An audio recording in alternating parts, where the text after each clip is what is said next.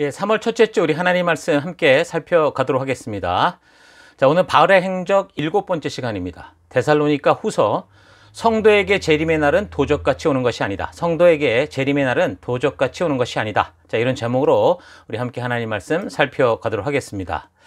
자, 우리가 지금 고린도 지역에 이제 머물러서 전도 사역을 감당하던 이 바울이 이제 데살로니가 교회로 파송했던 그 디모데, 또 이제 이 빌립보로 갔던 실라, 이런 사람들을 만나면서 비록 이제 3주 정도의 짧은 시기를 통해서 이 데살로니가에서 복음을 전했었지만, 이 데살로니가 성도들이 이제 믿음에 바로 서고자 하는 그런 이야기들을 이제 전해 들으면서 이제 고린도에서 이제 만난 그 디모데를 다시 이제 데살로니가로 이제 보내면서 저들의 신앙에 대한 이제 감사와 격려, 이런 말들을 더불어서 이제 말씀의 가치를 따라가는 바른 성도의 삶과, 그리고 이제 재림의 소망을 가지고 이제 살아가도록, 예수님이 곧 오신다는 이 기쁜 이 마음을 가지고 살아가도록 전한 이 첫 편지, 이제 데살로니가 전서에 대해서 우리가 지난주에 이제 살폈었죠.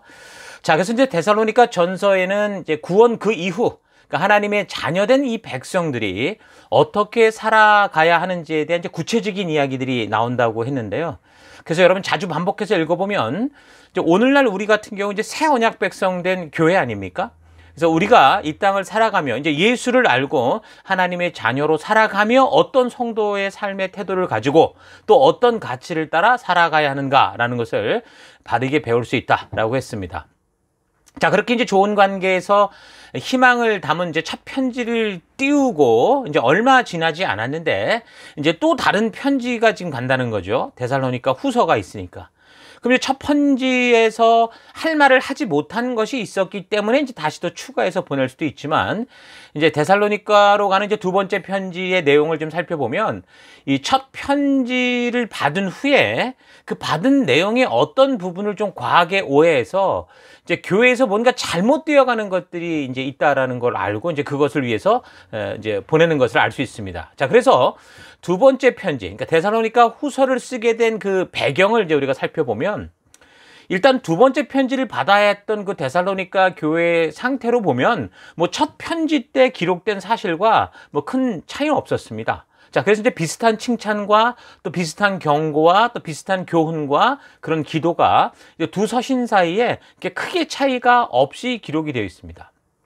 또 한편으로는 두 편지 사이에 이제 기록 기간이 크게 차이가 나질 않거든요. 보통 한 5, 6개월 정도라고 이제 생각을 하는데, 이제 그럼에도 불구하고 어쨌든 데살로니가 성도들은 이 첫 편지를 받은 후 믿음에 있어서 이 믿음의 부탁대로, 첫 편지의 부탁대로 좀 진전이 있었다라는 것도 이제 알 수 있습니다. 자, 그런데 이제 재림에 대한 부분에 있어서 이제 오해가 생긴 거죠. 그래서 데살로니가 성도들은 이전과 다름없이 이제 계속되는 환난과 뭐 핍박 속에 살면서도 인내하며 믿음을 잘 지켜가고 있었는데, 이제 그런 어려운 상황들이 계속 연속이 돼서 그랬는지 그리스도의 재림에 대한 그 열정과 기대가 굉장히 뜨거워져서 간절한 소망이 있었겠죠. 그래서 몇몇 사람들이 이제 예수님이 곧 오신다, 이제 곧 오신다, 우리 세대에 임하신다, 멀지 않았다, 이제 이런 식으로 과하게 이제 믿게 된 거죠. 자, 그래서 마치 내일 그 다른 나라, 그러니까 천국으로 뭐 갈 것처럼, 그렇게 할 것처럼 이제 일상에 주어진 일을 다 이제 멈춰버린 거죠. 그리고 새 나라가 올 거다라는 이 기대에 차서 예전에 그 시한부 종말론으로 한국 사회를 혼란에 빠뜨렸던 그 다미선 교회가 했었던 그런 것처럼 뭐 애들 학교도 안 보내고 뭐 직장도 그만두고 모든 삶을 스톱하면서, 그러니까 무의도식 하는 그런 패단까지 이제 발생을 하게 되는 거죠. 자, 그래서 이제 그 지역사회에 큰 무리를 일으키고 또 하나님의 영광을 가리우게 되는데, 자, 이런 일에 대해서 바울은 이제 그리스도의 재림의 때에 일어날 일련의 사건들에 대해서, 그러니까 이전에 가르쳤던 것이었는데 다시 잘 되짚어 생각해 볼 수 있게 하면서 그 예수님 재림의 때를 분별할 수 있도록, 그래서 그들의 잘못된 이해, 그런 오해를 바로 잡아 주려고 한 겁니다. 그래서 재림에 대한 이 잘못된 생각, 그릇된 믿음은 사실 이게 현실의 삶을 완전히 막 뒤바꿔 놓을 수가 있죠. 요즘에도 그 대부분 종말론에 관련된 경우를 보면 항상 이 사람들이 극단적 시한부 종말론 같은 거여서 현실 사회 질서, 뭐 가정 질서 등을 다 파괴하게 되니까, 그래서 이제 가정과 사회 관계가 붕괴되면서 그 세상 사람들이 볼 때는 이상한 집단이 되는 거죠. 그래서 그런 이단들의 그 행패가 고스란히 이제 막 정통 교단에게 손가락질로 막 쏟아져서 뭐 전도의 문이 막히고 점점 더 사회적 신뢰를 잃어가게 되는 그런 일들이 생기는 걸 볼 수 있죠. 자, 그러니까 데살로니가 교회에서도 그리스도의 재림에 대한 열망으로 몇몇 사람들이 이제 현실에 수고하고 애써 바르게 나아가야 되는 그 삶을 게을리하고 이제 완전히 뭐 놔버렸으니까 규모 없이 생활하면서 그 살아가는 사회 속에서 이제 이상한 사람들로 취급을 받았을 것이고, 이런 저들이 이제 과잉적이고 이단적인 믿음을 가지고 이제 교회까지 와서 성도들을 혼란에 이제 빠지게 하는 거죠. 그래서 이제 성장하는 교회가 뭐 체계도 규율도 없는 자칫 이단 집단식으로 변해갈 수 있는 그런 위험한 상황이 된 겁니다. 자, 그래서 바울은 이 같은 저들의 삶에 대한 이 소식을 듣고 이제 두 번째 편지인 그래서 데살로니가 후서를 쓰게 된 겁니다. 자, 그러니까 이런 배경을 알면 두 번째 편지를 쓰게 되는 목적과 내용이 어떨 것이다 좀 충분히 우리가 짐작할 수 있겠죠. 그래서 그 기록 목적을 이제 본문을 근거로 살펴보면 먼저 이제 데살로니가 교인들로 하여금 뭐 여전히 박해와 어려움 속에 있었으니까 요동하는 일이 일어나지 않도록 그렇게 권면하고 계속해서 이 말씀의 가치를 따라가 믿음 안에서 굳게 서 갈 수 있도록 이제 그렇게 이제 격려를 하며 적습니다. 두 번째는 이제 그리스도 재림의 날을 알 수 있게 하는 이 분명한 사전 징조들이 뭐다. 이거를 알게 해서 시한부 종말론과 같은 그런 이 함정에 빠지지 않을 수 있도록 그렇게 이제 도우려고 이제 쓰게 된 거죠. 그리고 세 번째는 주의 재림에 대한 자기 기대를 가지고 이 사람들이 교회와 사회, 가정을 혼란하게 하는 이 일들에 대해서 이 종말을 핑계 삼아서 이제 막 규모 없이 생활하고 게으른 삶을 살고 막 이상한 사회 분위기를 조성하는 이런 것들을 경책하고 바른 생활을 하도록 할 수 있도록 그렇게 이제 가이드를 하는 거죠. 더불어서 이런 식으로 이제 재림에 대한 엉뚱한 기대를 주장하는 사람들의 그런 말에 현혹되지 말고 바울이 이미 뭐 있을 때나 뭐 서신으로 전한 그 가르침을 잘 기억하면서 바른 진리 가운데 설 수 있도록 하기 위해서 이제 데살로니가 교회를 향한 이제 두 번째 이 편지를 적게 된 겁니다. 자, 그래서 데살로니가 후서는 전서의 상황과 이 연결되는 이야기이기 때문에 뭐 각 권을 우리가 살필 때 항상 언제 어디서 누가 어떻게 왜라는 이 서론적인 부분들을 살피는데 뭐 그런 서론적인 부분들이 있어서 이렇게 편지를 보내게 되는 지금 말씀드린 이 배경을 여러분이 이해하면 뭐 충분히 우리가 이해해 갈 수 있을 겁니다. 자, 그래서 이제 그런 내용을 담은 전체적인 데살로니가 후서의 구조는 지금 화면에 보이는 것과 같습니다. 자, 이 표들을 좀 참고하셔서 본문을 읽어가면 여러분이 길을 잃지 않고 바울이 이제 복음을 듣고 이 새 언약 백성인 교회가 된 성도들에게 또 이게 바른 길을 가야 되는데 자칫 엉뚱한 길로 갈 수 있는 이 성도들에게 이제 간절한 마음으로 바른 생명의 길을 갈 수 있도록 이제 이렇게 인도하는 그 길을 우리도 바르게 따라갈 수 있을 겁니다. 자, 바울의 편지 서두는 항상 이제 문안 인사로 이제 내용을 들어가 보면 시작을 합니다. 자, 그러면서 격려와 기쁨, 감사를 전하죠. 자, 그럼 3절 보면 형제들아 우리가 너희를 위하여 항상 하나님께 감사할지니 이것이 당연함은 너희의 믿음이 더욱 자라고 너희가 다 각기 서로 사랑함이 풍성함이니 그러므로 너희가 견디고 있는 모든 박해와 환난 중에서 너희 인내와 믿음으로 말미암아 하나님의 여러 교회에서 우리가 친히 자랑하노라. 그러니까 지금도 데살로니가 지역 교회 성도들에게 여러 가지 환난과 핍박이 계속되고 그래서 좀 따돌림도 있고 고난도 있고 역경도 있음에도 불구하고 이 신앙을 까먹지 않고 잘 지켜가고 있는 것을 우리가 여기서 볼 수 있죠. 근데 거기에 대해서 바울이 격려하고 감사한다. 그러면서 편지를 시작합니다. 자, 이런 고난과 인내에 대해서 이제 하나님이 분명히 너희를 축복하실 것이고 너희에게 고통을 주는 이런 사람들을 하나님께서 반드시 심판하실 거다. 그래서 그들은 영원한 멸망의 심판과 형벌을 받게 될 거고 믿음으로 사는 너희는 이제 커다란 영광을 누리게 될 거다. 이제 그런 식으로 격려를 합니다. 자, 그런 내용이 이제 1장에 있습니다. 그래서 그런 위로와 감사를 전하면서 그런 믿음의 삶에 이제 용기를 줍니다. 자, 그러면서 2장에서는 데살로니가 교회에서 발생한 그 문제에 대해서 이제 언급하기 시작하는데 2장 1절 형제들아 우리가 너희에게 구하는 것은 우리 주 예수 그리스도의 강림하심과 우리가 그 앞에 모임에 관하여 영으로나 또는 말로나 또는 우리에게서 받았다는 편지로나 주의 날이 이르렀다고 해서 쉽게 마음이 흔들리거나 두려워하거나 하지 말아야 한다라는 것이다.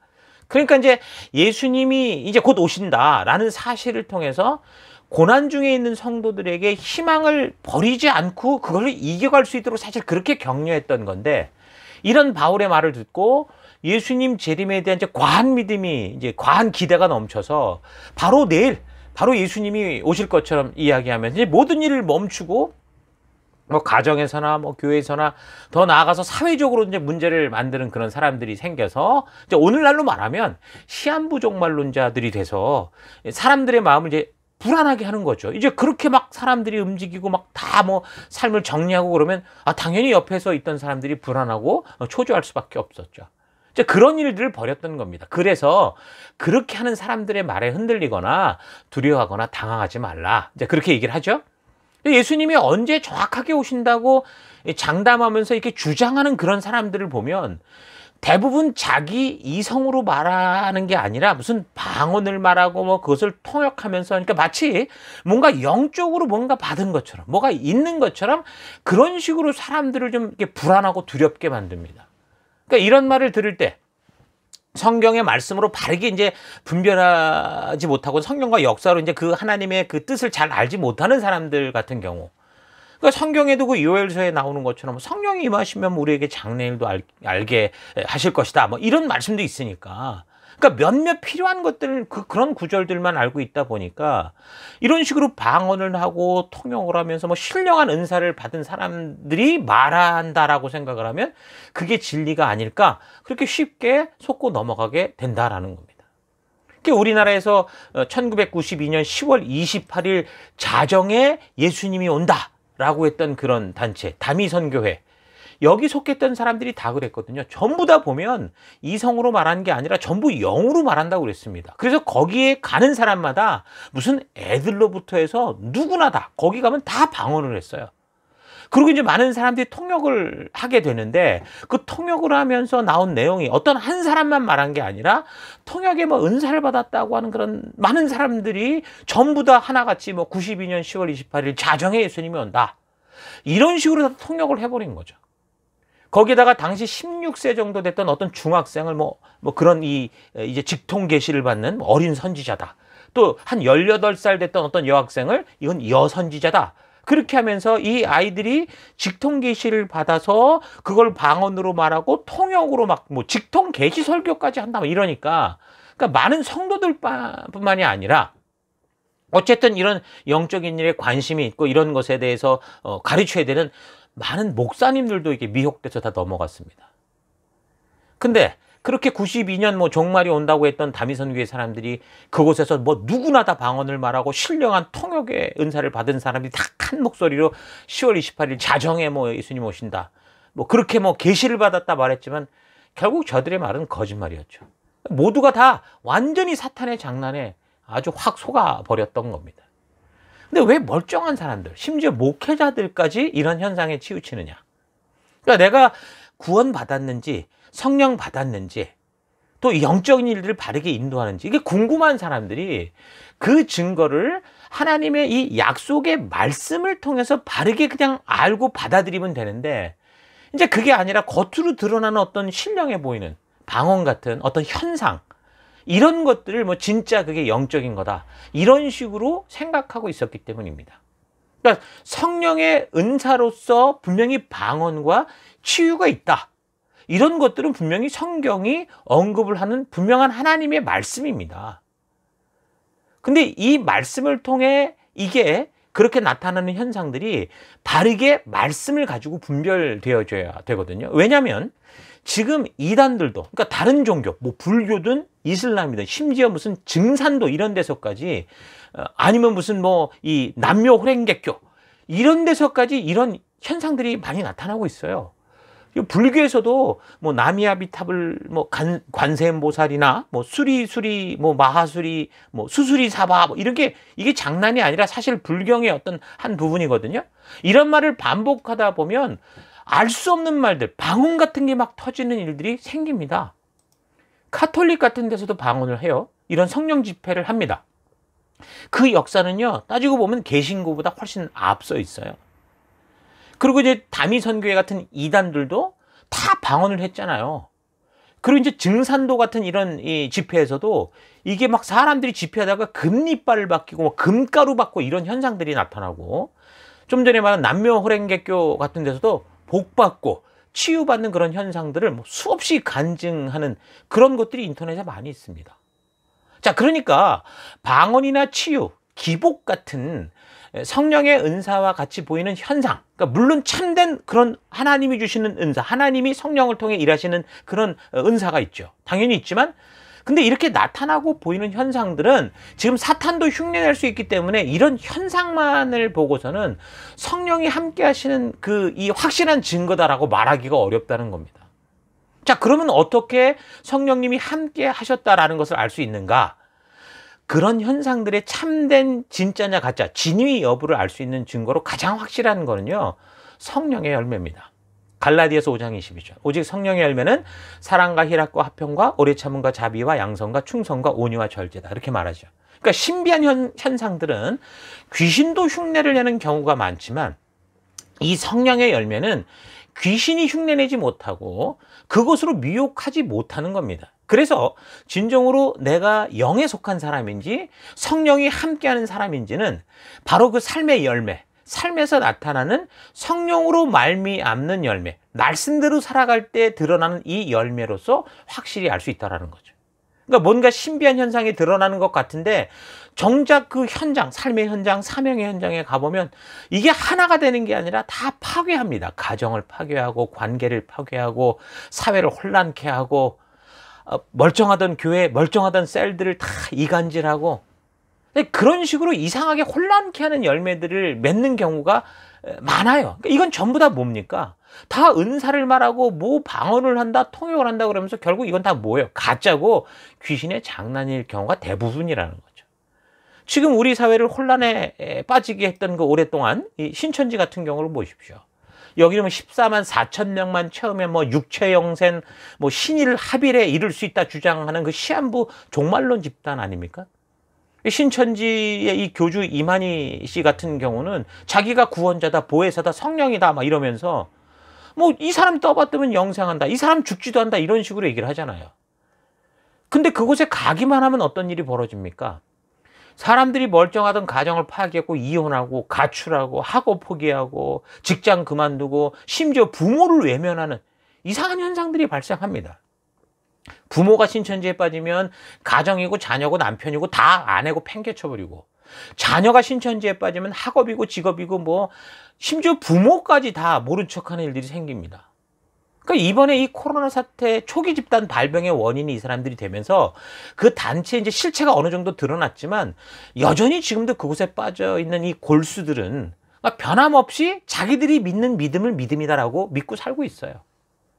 이들이 이렇게 옳다고 말하는 이 시한부 종말론들은요, 지금 이 데살로니가 교회 일부 교인들이 보여주는 이런 것처럼 어떤 성경을 억지로 풀어낸 그런 엉터리면서 이걸 다 영으로 말한다, 뭐 직통 계시로 말한다, 이런 식으로 다 주장을 합니다.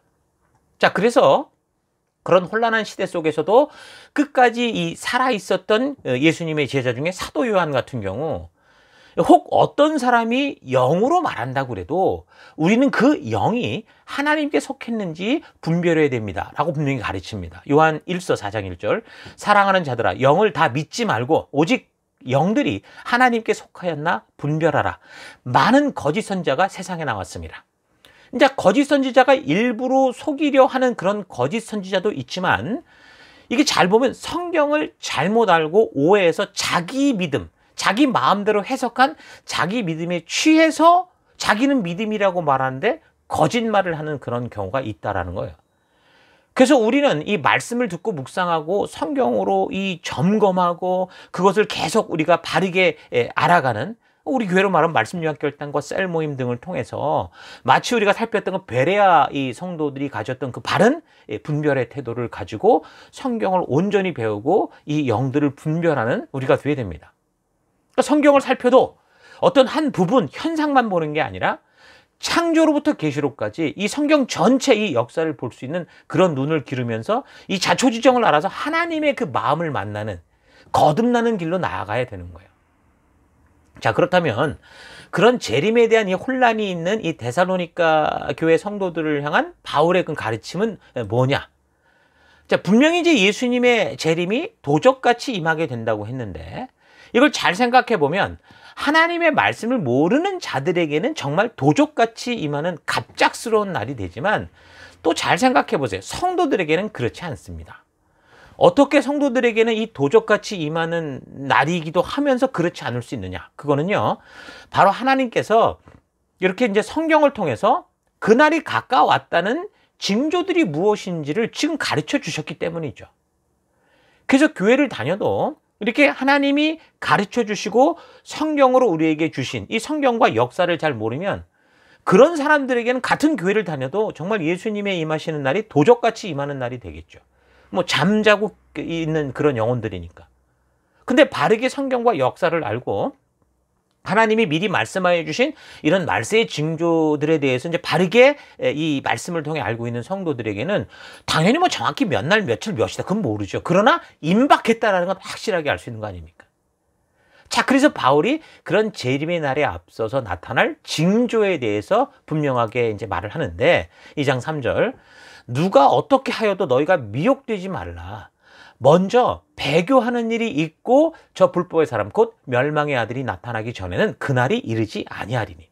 그러니까 예수님께서 재림하시기 전에 먼저 뭐가 있다고요? 배교, 배도. 그러니까 하나님을 반역하는 시대가 오고, 그리고 곧 이어서 이제 반역자, 곧 적그리스도, 여러 적그리스도가 아닙니다. 그 적그리스도가 나타나는 일이 있다라고 말합니다. 배교, 배도가 뭡니까? 등지는 거 아닙니까? 그러니까 스스로 욕심에 끌려서 믿음을 등지고 하나님의 말씀을 등지고 믿음의 공동체를 떠나는 거, 그게 이제 배교인 거죠. 또한 잘 보면 교회 안에서 이 성경을 분명히 하나님의 뜻을 가르치는데 이 말씀에 귀를 막고 이 말씀과 아무 상관없이 살아가는 거, 그것도 배도입니다. 이미 그런 배도, 성경의 가르침을 집어던지는 이런 일들은요, 지금 현대교회와 성도들에게 너무 많이 일어나고 있죠. 그러니까 교회가 성경을 안 가르치고 못 가르치고 잘못 가르치고, 그래서 성도들은 성경에 관심이 없고 읽고 묵상하는 것을 지루해하고, 그러니까 1년의 목표가 하루에 성경 한 장씩 읽는 게 다입니다. 참 안타까운 거죠. 그래서 어떤 사람들은 그런 것보다는 기적과 표적들, 이런 어떤 뭔가 탁 보이는 그런 현상만을 쫓아다니죠. 그래서 교회에서 아예 성경을 가르치지도 않고 성도들은 배우려고 하지도 않고, 그러니까 설교는 점점 짧아지고 심지어 5분, 10분 메시지 정도로 끝내는 거죠. 그리고 이제 예배는 온통 이벤트처럼 구성이 돼서 계속 여러 프로그램으로 이제 대치되고, 그 음악과 노래로 이제 자기 만족에 빠져서 뭐 좋다고 뭐 무슨 이 공연장처럼 그렇게 하는 이 교회들이 많이 있죠. 찬양 집회 한다고 하면 정말 그 홀이 미어 터지도록 모이는데, 신령한 집회다, 뭐 은사 집회다, 예언 집회다, 뭐 신유 집회다 그러면 뭐 정신없이 쫓아다니면서 모이는 일들이 생기는데, 정말 하나님의 뜻을 아는 이 성경에 대해 가르치는 그런 게는 보이지도 않아요.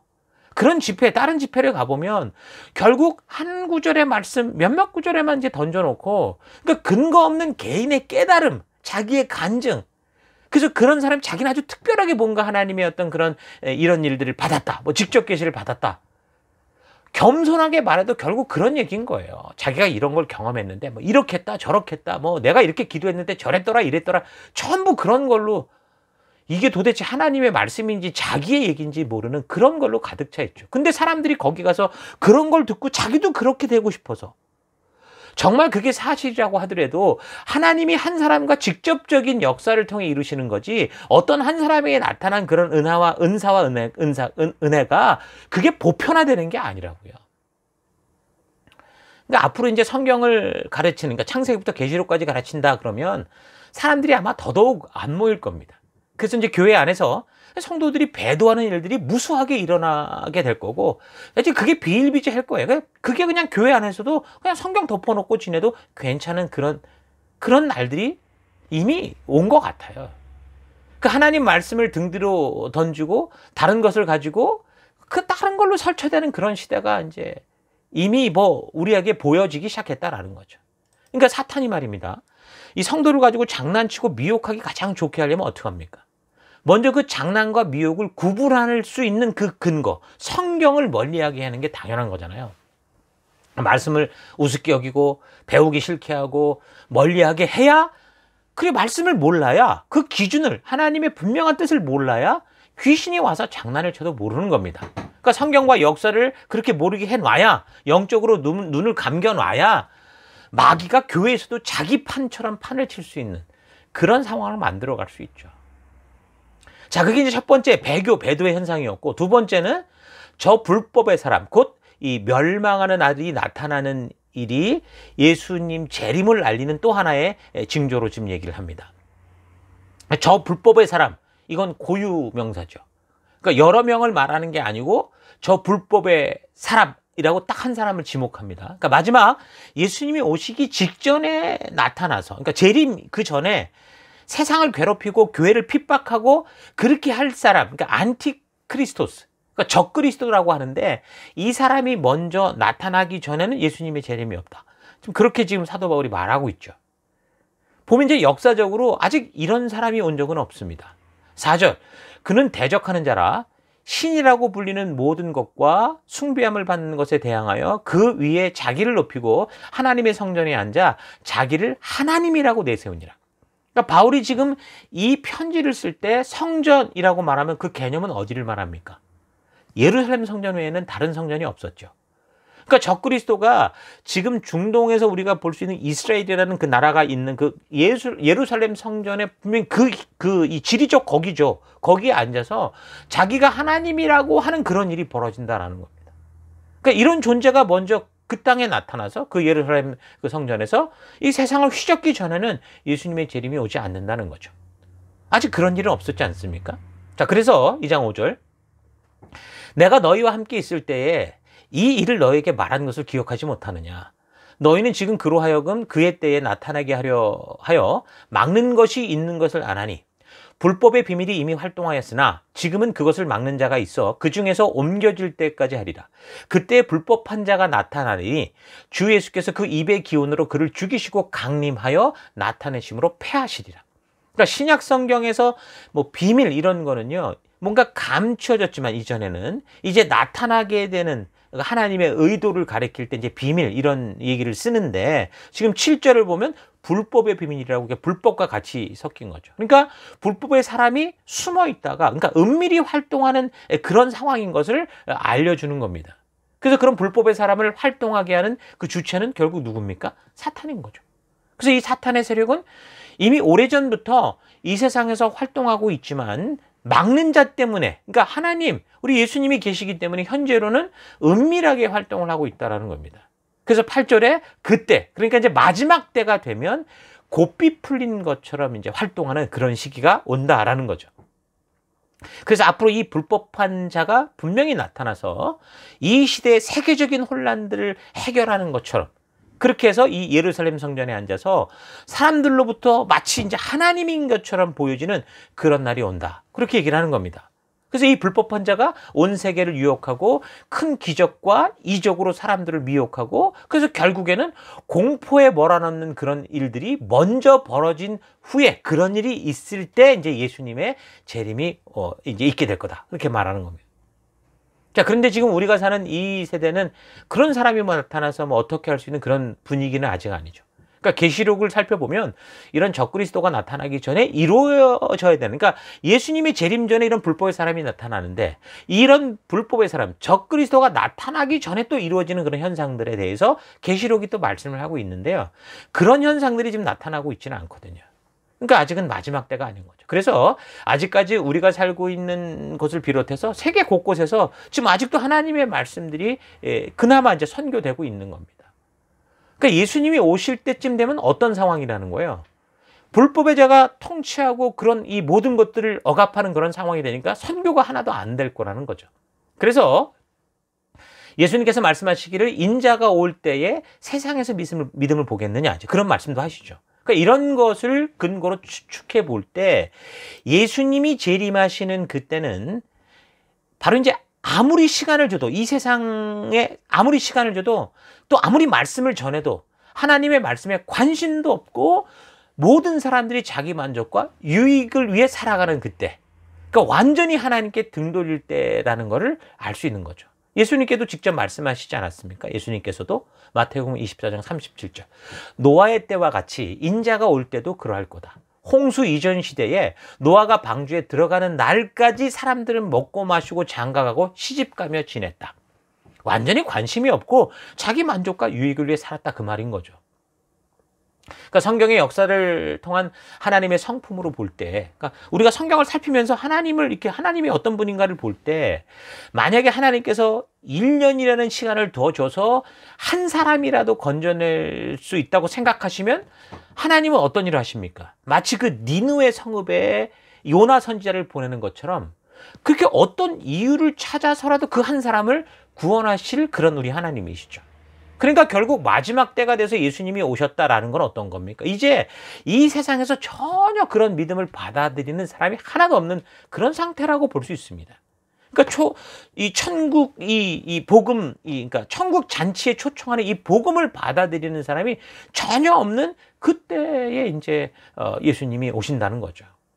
거기에다가 교회들까지 이제 그 시대쯤 되면 하나님의 말씀을 소홀히 여기고 지겹게 여기고 그 말씀을 집어던지는 그 배도의 일들이 비일비재해져서, 그러니까 믿음에 있던 사람들도 믿음 까먹고 이 세상 물질주의, 향락주의, 음란과 세속주의에 잠들어버리는 그런 상태가 될 거라는 겁니다. 그래서 예수님께서 마태복음 25장에서 말씀하실 때 그 신랑을 기다리던 10처녀 비유를 통해서 그런 날들에 대해서 말씀하시죠. 함께 기다렸습니다. 함께 기다렸는데, 그런데 5 처녀는 들어가고 5 사람은 못 들어갔거든요.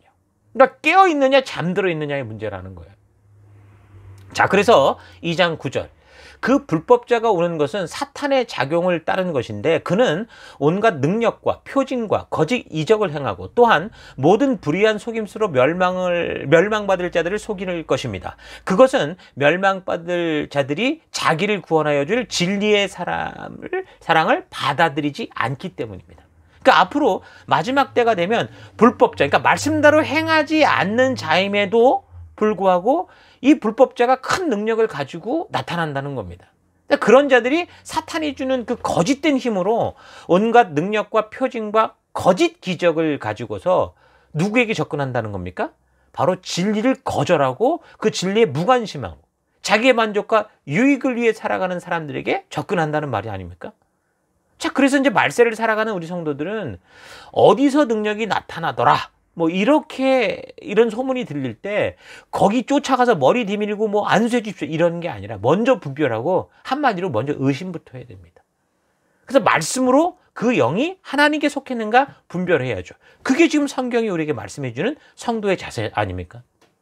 적극적으로 해서 말씀의 가치를 따라 우리는 이 세상에 어떤 현상이 벌어져도 그 하나님의 인도하시는 길을 따라 순종의 삶을 걸어가야 되는 겁니다. 말세에 더 무서운 것은 2장 11절 이러므로 하나님이 미혹의 역사를 그들에게 보내사 거짓 것을 믿게 하심은 진리를 믿지 않고 불의를 좋아하는 모든 자들로 하여금 심판을 받게 하려 하심이라. 그러니까 이런 거짓 선지자가 큰 능력과 표적과 기적을 가지고 나타나는 이유는 뭐냐? 그러니까 사람들이 이제 뭐예요? 말씀의 귀를 막고 진리를 외면하고 불의를 좋아하니까, 그럼 진리가 그렇게 싫으면 너희가 좋아하는 것이나 실컷 즐기다가 심판대 앞에 서게 하려는 거다. 자, 그렇게 지금 얘기를 하고 있습니다. 그러니까 자유의지가 말씀에 의해 절제되지 못하는 상태. 그러니까 우리의 삶의 어떤 분명한 기준이 너무 중요한데 그 기준이 말씀이 되지 않고 자기 마음과 느낌과 감정이 된 상태를 말하는 거죠. 그래서 하나님의 진리의 말씀이 그렇게도 배우기 싫고 말씀대로 살기 싫거든 너희 마음대로 살아보라는 겁니다. 그러니까 자유의지를 가지고 마음대로 살다가 결국 그 이 삶의 이 결과에 따라 심판을 받게 되는 그런 이야기를 해주는 거예요. 여러분, 하나님은 지금 마치 그 부모님들이 그 자녀들이 너무 고집을 피고 욕심을 부리면 어떡합니까? 그래, 마음대로 해라. 근데 너 매 맞을 줄 알아? 이렇게 하시는 것처럼 이 하나님도 그 자녀들의 고집과 욕심을 도저히 이제 어쩔 수 없잖아요. 자유의지를 주셨고 그것을 존중해 주시기 때문에 탄식할 수밖에 없는 거예요. 호소할 수밖에 없는 거예요. 안타까워하실 수밖에 없는 거예요. 우리 하나님이 그런 하나님이십니다. 지금 탄식하는 마음으로, 안타까운 마음으로 우리를 부르고 계시는 거예요. 육신의 부모님 앞에서의 이 욕심을 부리는 거는 매로 끝날 수 있지만요. 하나님 앞에서 이런 욕심을 부리다가는 어떻게 됩니까?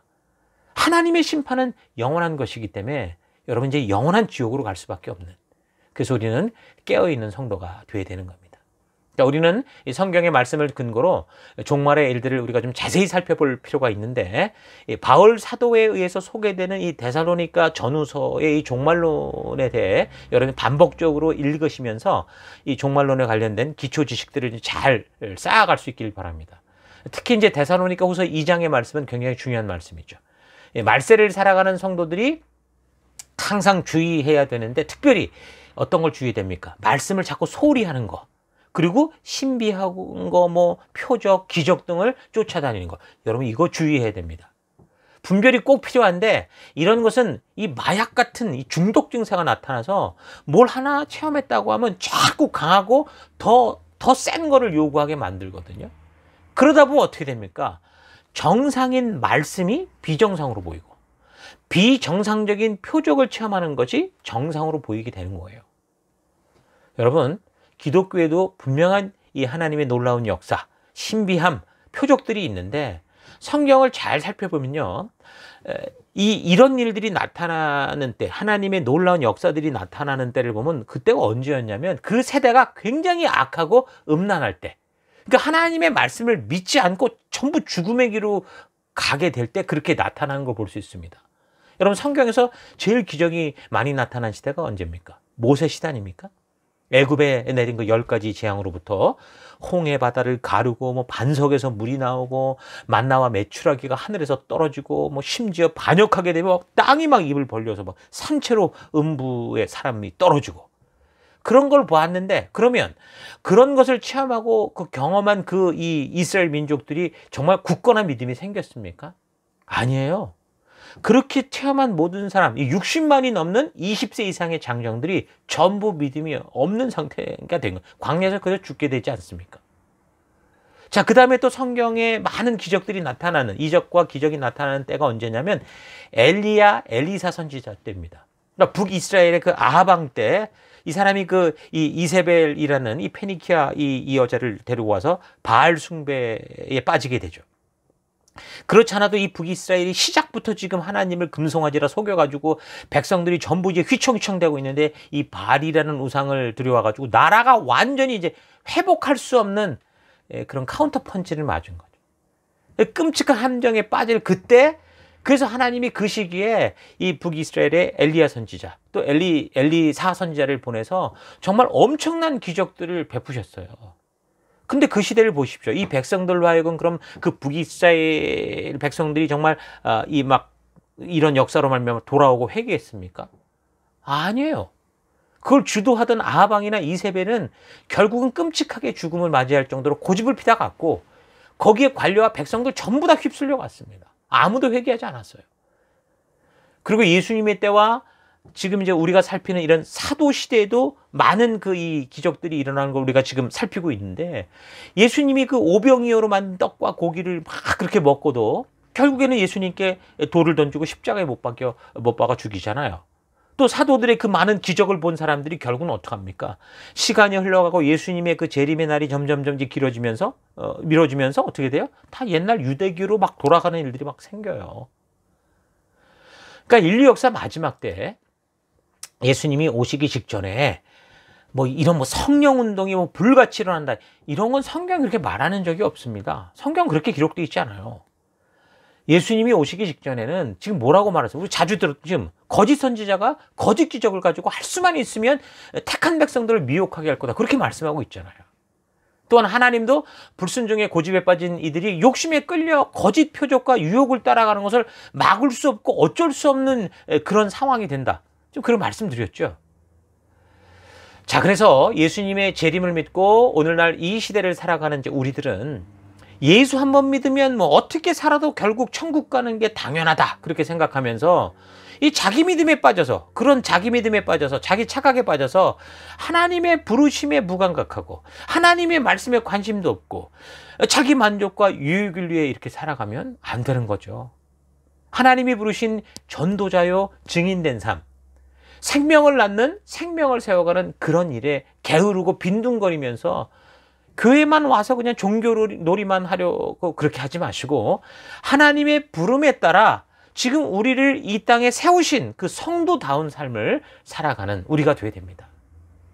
자, 그래서 이제 바울은 3장에 같은 하나님으로부터 부름을 받은 동역자로서 중보를 요청하면서 우리 모두가 온전한 전도인, 증인된 삶을 살기를 바라고, 그래서 하나님의 말씀이 이 열방 속으로 잘 퍼져가기를 그렇게 기도하고 또 중보를 요청하고, 또한 이 바른 말씀의 길을 가지 않고 그저 좋은 관계에만 머물면서 이 주어진 이 사명을 감당하지 않는 그런 일들, 교회 안에서 우리가 모인 것은 생명을 낳는, 생명을 세우도록 우리가 함께 모였고 거기로 나아가는 리더가 되도록, 성도가 되도록 불렀는데 거기엔 관심도 없고 그저 모여서 바베큐하고 놀고 커피 마시고 이런 일이 없도록 지금 권고하는 거고, 그런 뭐 좋은 관계가 나쁘다는 게 아닙니다. 바른 관계를 가져도 그런 좋은 관계를 가질 수 있으니까 바른 하나님의 복음으로 우리가 나아가는 그 관계는 빼놓고 갖는 그런 좋은 관계가 아니라 하나님이 진정 우리를 부르신 그 부름 앞에 나아가면서 우리가 함께 좋은 관계를 가질 수 있도록 그렇게 권고하는 거죠. 그래서 복음이 또 중요한 건 말보다 우리가 말로 전하는 게 아니라 삶으로 전달된다라는 거를 잊지 않도록 그렇게 합니다. 자기가 그렇게 사는 것을 고백을 하고 바울이 얘기를 해요. 그러면서 성도로서 빛과 소금 된 삶을 살아갈 수 있도록 아주 강력하게 부탁하고 강권적으로 그렇게 이렇게 가르치면서 편지를 이제 마치게 됩니다. 자, 이것이 바로 사도 바울이 데살로니가에서 하나님께 받은 사명을 잊어버리고 이제 막 재림에 대한 자기 믿음에 취해서 살아가는 종말론에 빠져 있는 그 교인들에게 전하는 편지의 핵심이다라는 거 잊지 마시고, 오늘 이 시대 우리도 사실 이런 상황 속에 너무나 흡사한 우리들이기 때문에 이 시대 우리가 바르게 말씀으로 깨어서 하나님이 우리를 인도하신 그 말씀의 길, 이 성경의 가치관을 심어가는 이 일에 더 힘을 내는 우리가 됐으면 좋겠습니다. 뭐 바울의 종말론을 가지고 모든 종말론의 결론을 만들 수는 없지만요, 종말에 대한 이제 바른 틀을 잡아가는 그런 기회가 될 수 있기를 바랍니다. 그래서 다시는 이제 이런 일들로 인한 혼란이 아니라 바울이 충고하고 권고하듯이 이 시대 우리가 무엇을 어떻게 하며 살아가야 되는지를 좀 바르고 온전히 깨달아서 지금 우리 각자가 보냄을 받은 각 사명의 그 땅끝, 여러분의 각 가정, 여러분의 학교, 여러분의 직장, 또 여러분의 사업터, 또 우리의 이제 교회 셀 속에서 빛과 소금된 하나님의 말씀을 주도하고 말씀 가운데 나아가는 여러분과 제가 될 수 있으면 좋겠습니다. 자, 오늘 여기까지 말씀 나누고 다음 주 계속해서 우리 또 살펴가도록 하겠습니다. 잠시 묵상하며 기도하겠습니다. 기도하십시다.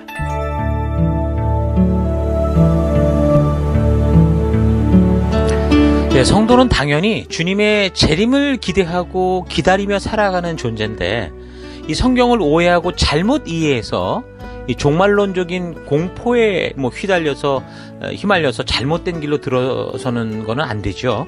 그래서 이런 문제의 뿌리는 성도들이 교회를 오래 다니기는 해도 무슨 체험들은 있는 것 같은데 성경과 역사를 통해 하나님의 사랑의 마음을 바르게 알지 못하고 성경으로 말미암는 이 가치관에 뿌리 박히지 않아서 그렇습니다. 그러면 당연히 신비한 현상에 쉽게 빠질 수밖에 없고, 말씀에 근거한 믿음보다 자꾸 감정과 느낌을 통해 어떤 마음의 확신을 얻으려고 표적과 기적 이런 현상에 휘둘릴 수밖에 없게 되는 거죠. 그러니까 바른 믿음으로 간다고 감정도 느낌도 없다 이 말을 하는 게 아닙니다. 말씀에 근거하지 않을 때는요, 반드시 잘못된 길로 치우칠 수밖에 없다라는 걸 말하는 거죠. 그래서 말세가 될수록 이런 말씀에 소홀하고 현상에 치우치는 일들에 대해서 우리 극히 좀 조심해야 됩니다. 과하다 싶을 만큼 우리가 정말 다시 점검해보고 되새겨볼 필요가 있죠. 기적이 믿음을 만들어내는 게 아니라 믿음이 참된 기적을 가져온다라는 거 잊지 마시고요. 데살로니가 교회와 성도들을 향한 이 바울의 편지를 통해서 왜 그가 이런 편지를 적게 되었는지 우리가 잘 묵상하고 또 깊이 되돌아봄으로써 우리도 우리가 살아가는 현장 속에서 흔들리지 않고 주신 사명으로 이 한 길 한 길, 한 걸음 한 걸음을 걸어가는 여러분과 제가 됐으면 좋겠습니다. 자, 오늘 이 말씀을 생각하면서 잠시 기도하기 원하는 것은 하나님, 오늘이라는 이 주님이 주신 귀한 선물 속에서 예수님의 재림을 기대하며 하루하루 살아가지만 하루하루 주님의 말씀대로 성실하고 신실하게 순종하며 살기 원합니다. 기도하시고요. 말씀을 덮어놓고 믿는 그런 믿음이 아니라 하나님의 말씀을 바르게 알므로 그 말씀대로 사는 것이 바른 믿음임을 알고 그 말씀에 더 깊어지는 내가 되기 원합니다. 기도하시고 그 말씀을 알 때 주의 날이 도적같이 임하겠지만 주의 오심에 대한 바른 영적인 감각을 가지고 날마다 바른 성도, 빛과 소금 된 사명자, 열방의 제사장으로 살아가길 원합니다.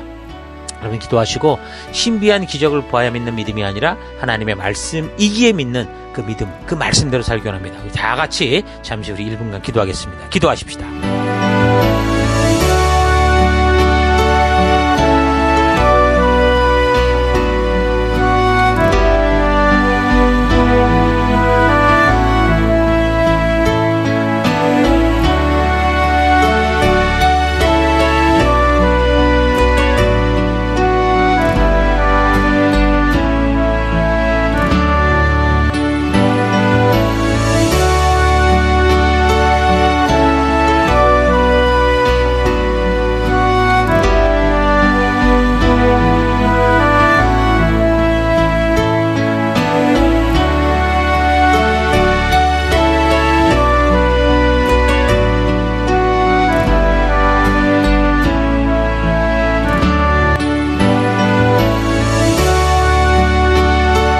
하나님, 오늘이라는 주님이 주신 이 귀한 선물 속에서 예수님의 재림을 기대하며 하루하루 살아가는 게 당연히 성도지만, 그래서 그 하루하루가 그냥 무의도식하는 그런 하루가 아니라 우리 주님의 말씀대로 성실하고 신실하게 순종하는 하루하루를 만들어가기 원합니다. 말씀을 덮어놓고 믿는 믿음이 아니라 하나님의 말씀을 바르게 알므로 그 말씀대로 사는 게 바른 믿음이다라는 것을 알고 주의 말씀에 더 깊어지는 내가 되기 원합니다. 그 말씀을 알 때 주의 날이 도적같이 임하겠지만 주의 오심에 대한 바른 영적인 감각을 가지고 날마다 바른 성도, 빛과 소금 된 사명자, 열방의 제사장으로 살아갈 줄 믿습니다.